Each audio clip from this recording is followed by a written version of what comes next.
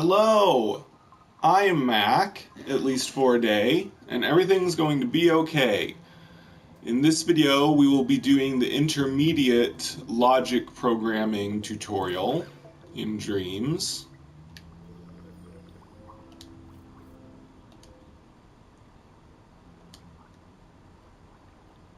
So let's go. Ooh, health destroyer and checkpoints. Nice. In this tutorial, you'll use logic to make health go up and go down. Oh, Cuthbert. Let's start by going into play mode. See if you can get Connie across that first gap. Oops. Sorry, Connie. I forgot to fix that. Don't worry though, even after falling such a long way, Connie's just fine. There's only one problem. There's no way for her to get back up. What we need is for Connie to respawn on a platform if she falls. So that's going to be our next job. First, switch back to edit mode. Remember to rewind time with L3 as we always do after play mode. In order to make Connie respawn, we're going to use a health modifier gadget. We'll use it to make the floor around the platforms lethal. Health modifiers can damage or heal anything that has a health manager. And, as luck would have it, Connie has one built into her logic. Go to the assembly menu. Open it with the square button if it's closed. Select the gadgets menu, the one with the 3 connected squares. You'll find the health modifier in the movers and output section, which is represented by a box with an arrow. Now select the button that has a clockwork heart on it. Your imp will now be equipped with a health modifier gadget. Stamp it somewhere central, near the floor, using R2 or X.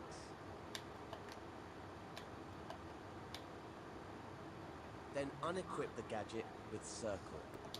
Your scene now has a health modifier, but to make it work as intended, we'll have to tweak it first. We'll do that in the next step.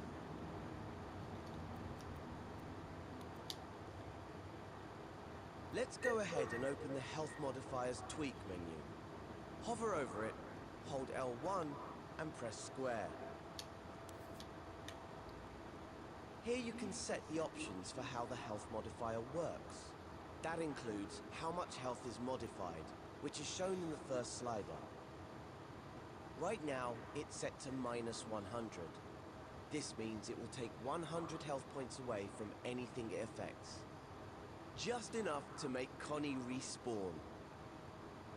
The modifier mode is set to per hit, so 100 health points will be taken away when anything touches it. But since we want the area around the platforms to be lethal, we need to set the modifier type to zone. Select the zone icon with X now, then go to the Zone Properties tab so we can change its size and shape. The icon is at the top of the menu and looks like a box in a zone. Look for the Zone Shape section of the menu, then select the cube. You can use the zone sliders to make the zone bigger. Be careful not to make it too tall. The respawn zone should be level with the pink lines around the platforms. If you need to, move the health modifier gadget nearer to the floor.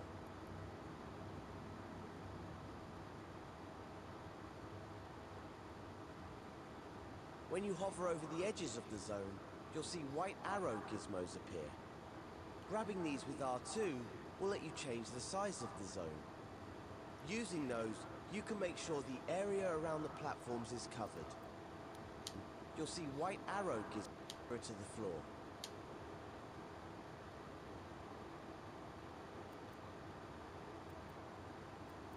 When you hover over the edges of the zone, you'll see white arrow gizmos appear. Grabbing these with R2 will let you change the size of the zone.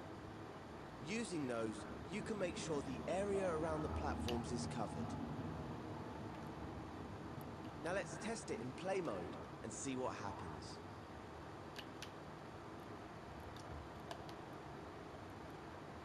Perfect. If Connie falls off now, she'll just respawn back on the platform. Before we move on, maybe we should do something about this booby-trapped bridge. Switch back to edit mode and rewind time with L3. There. See what's causing it? It's that trigger zone. When Connie activates it, the bridge collapses and there's no way across. There. Maybe we should do something about this booby-trapped bridge. Switch back to edit mode and rewind time with L3. There. See what's causing it? It's that trigger zone.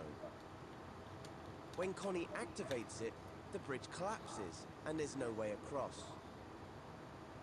If you've finished the first logic tutorial, you'll know that the counter is being used to remember the trigger zone has been activated. If you follow the wires, you'll see there's one connected to each block. These red dots on the blocks are not gadgets. They show that a wire is connected to a setting in the block's tweak menu. Explore the logic for yourself. Or, if you want to move on and get Connie on her way, just delete the trigger zone by pressing triangle over it. That'll prevent any of the logic from activating. Then, once Connie can safely make it to the second platform, move on to the next step.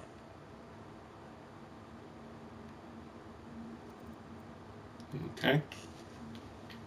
Now's probably a good time to show you how to add checkpoints. When playable characters like Connie activate a checkpoint, the scene remembers their progress. So when they respawn, they'll appear at the last checkpoint, instead of starting off at the beginning. Go to the Assembly menu, then the Gadgets menu. If the last section you used is still open, close it by pressing circle over it. Expand the Gameplay Gear section with X, then select the checkpoint. It's the one that looks like a location marker. There.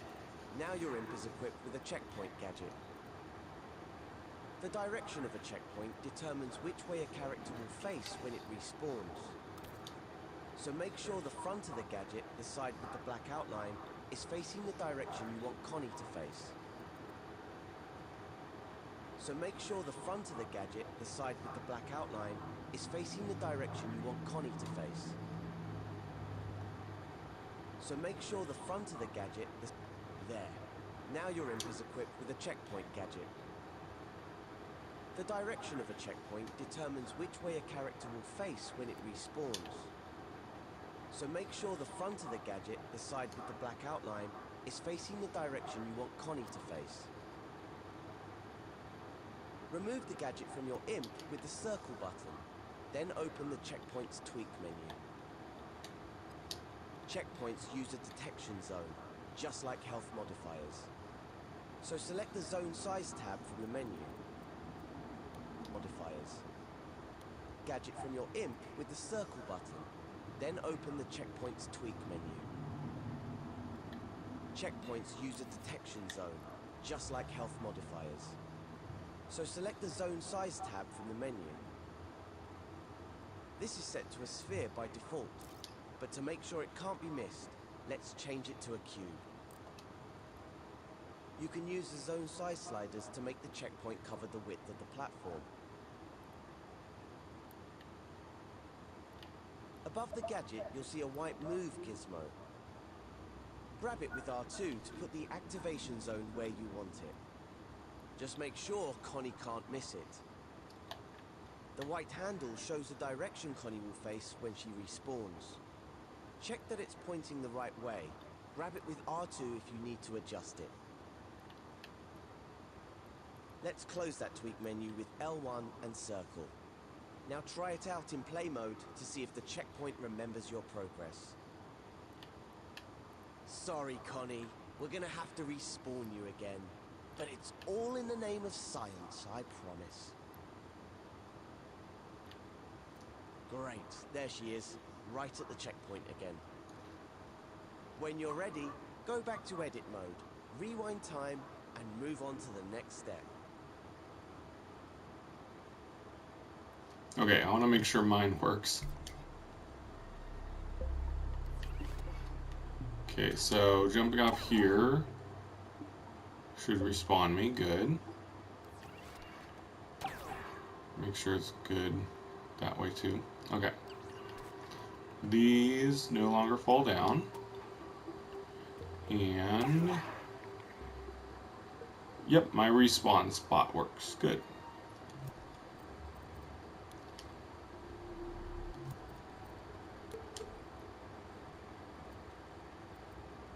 Oh.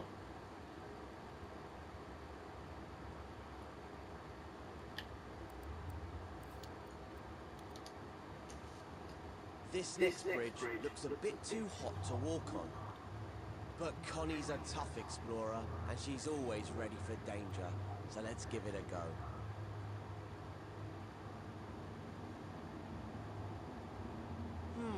Okay, that block's too big for Connie to jump over. Better get her back to safety before it's too late. Let's switch back to edit mode and see how the bridge is damaging Connie. Move closer to the bridge and keep an eye out for any gadgets attached to it. Ah, there's one. A clockwork heart icon, so it's another health modifier. It looks like, instead of using a zone, this one is attached to the bridge. So whenever Connie walks on it, she loses health.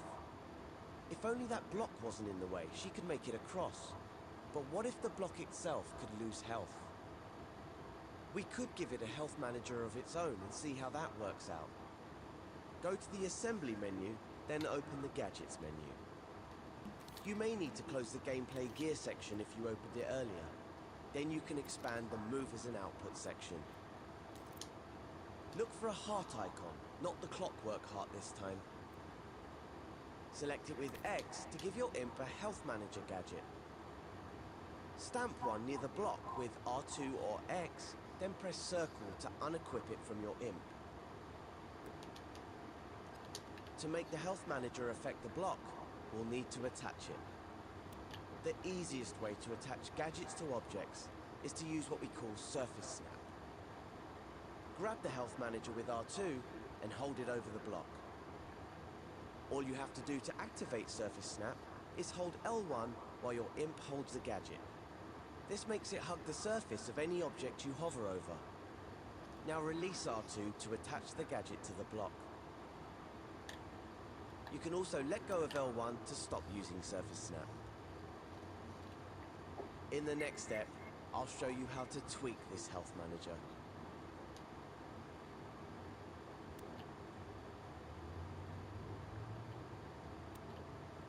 Okay. Now that we've given the block health, let's take a closer look at it. Hover over the health manager, hold L1 and press square to open its tweak menu. The sliders here define the block's maximum and current health. Click R3 to play time, and you'll see the health starts to go down. That's because the bridge's health modifier is damaging it. But you'll notice it's going down much slower than Connie's health was when she was on the bridge. The reason for that is this health manager has a 1-second cooldown. So whenever the block takes damage, it's invulnerable for 1 second after that. Grab the cooldown slider with X and pull it to the left with your imp. So what happens when it reaches 0? Not a lot right now. But we can deal with that in the next step. For now, feel free to experiment with the health manager settings. Start time with R3 to see your changes, then rewind it with L3 to reset the health manager. Once you're done, you can move on to the next step. 3 to see your changes, then rewind it with L3 to reset the health manager. Once you're done, you can move on to the next step. An object doesn't automatically get destroyed when it runs out of health, so we need to do a bit more work before we can get rid of that block. Let's take a closer look at its health manager. If its tweak menu is still open, close that first with L1 and circle. See the output ports on its right edge. Hover over the one at the bottom, the one that has a heart with a cross over it. This is the no health output, which sends a signal when the health manager is depleted. It can be used to trigger any number of things, but right now, we're going to use it to destroy the block. Go to the assembly menu and take a look in the gadget section. It may still be open from earlier when you selected the health manager. Look for a skull icon from earlier when you selected. We're going to use it to destroy the block. Go to the assembly menu and take a look in the gadget section. It may still be open from earlier when you selected the health manager. Look for a skull icon on a button in the movers and output section and select it with X. This is the destroyer gadget. It destroys whatever it's attached to. To attach it to the block, we can use surface snap. So hover the destroyer over the block, hold L1 to make it surface snap, and press R2 or X to stamp it. Now you can unequip the destroyer gadget with circle. Okay, before we connect it up, let's just see if it works by clicking R3. Oh, it works all right. When time is running, the destroyer activates and destroys the block. Rewind time with L3 to bring it back. We don't want the destroyer to activate until the block's health has run out. To do that, we'll need to connect the no health output port to the destroyer's power. So hover your imp over the health manager's no health output port and press R2 or X to create a wire. This will make power ports appear on the gadgets in the scene. Stretch the wire over to the destroyer and connect it to the power port with R2 or X. Great! Time to test it again with R3 and see what happens. When the block's health runs out, it will get destroyed, leaving the path clear for Connie. But how do we know how much health the block has left? We could always look at its tweak menu, but you can't see that in play mode. So click L3 to rewind time, and I'll show you how to display health in the next step.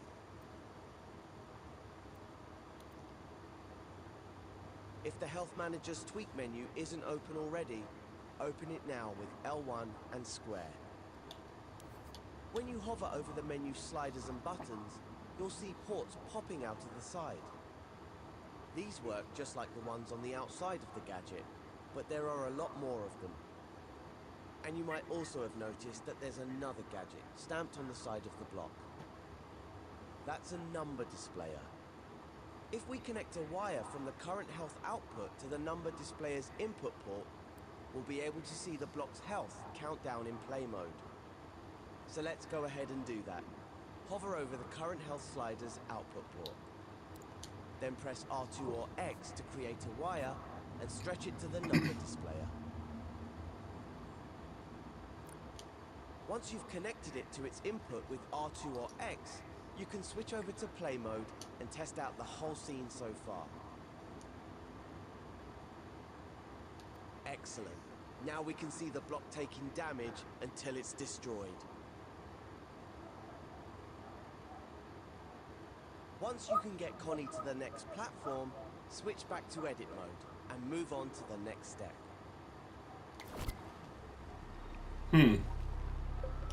Mine dies a lot faster than his did. Maybe I was supposed to reset this to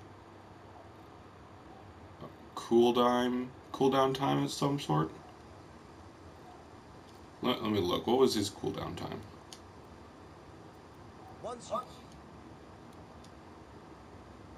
Oh, okay. His was still 0.5 seconds. To its input with R2 or X, You can switch over to play mode and test out the whole scene so far. Excellent. Now we can see the block taking damage until it's destroyed. Once you can get Connie to the next platform, switch back to edit mode and move on to the next step. Alright, let's try this in play mode.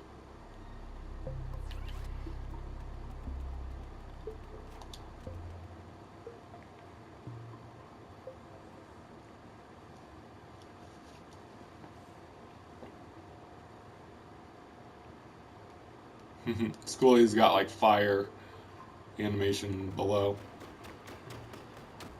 What is this? Guess we'll find out.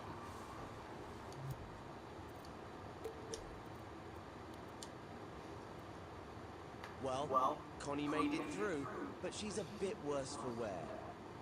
The burn effect you see on her is triggered by the current health output from her health manager.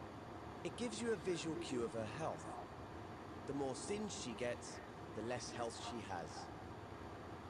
I'm not sure poor Connie has enough health left to make it across the last bridge. What she needs is a bit of healing, so let's create a healing zone where she can recharge. This green pad looks like a good place to recover. We can turn it into a healing zone by placing a health modifier on it, using Surface Snap. You've used Surface Snap before, so this should be no problem. Go to the Assembly menu and select a health modifier from the Movers and Output menu. It's the one with the clockwork heart on it, remember? Now activate Surface Snap by holding L1. Then attach the health modifier to the green pad. Now you can unequip the gadget with the circle button and open the modifier's tweak menu. We need to change it so it heals Connie. The health modifier is set to -100 by default, which won't do Connie any good. She has 100 health to start with, so that will take it all away and make her respawn. Grab the slider with X, drag it right, and set it to +20.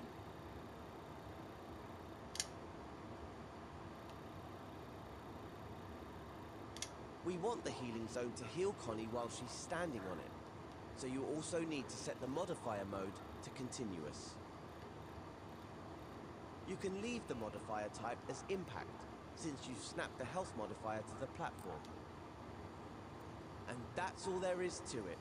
Close the tweak menu with L1 and circle, and give it a try in play mode. Alright, that should give Connie the health boost she needs to cross that final bridge. Oh, she's been through a lot today, so take her through the door to end this tutorial. Cool.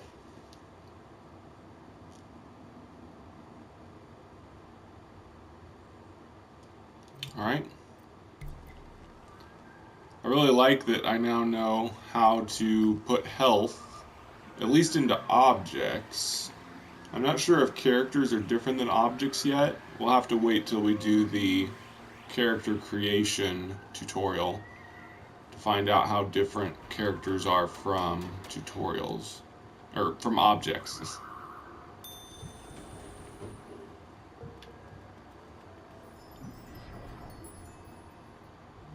There we go. Alright, that was the intermediate logic tutorial. That's the last tutorial I'm going to do today, August 17th, 2019. I think I will be live streaming in just a little bit after this video goes up. But yeah, I'm glad to finally have my first peek at the logic system in Dreams. Before you know it, I'll be programming complex machine learning algorithms into enemies. Probably not, but I'm excited to find out more about it. So anyway, I have been Mac. Thank you for joining me for a day. And remember, everything is going to be okay.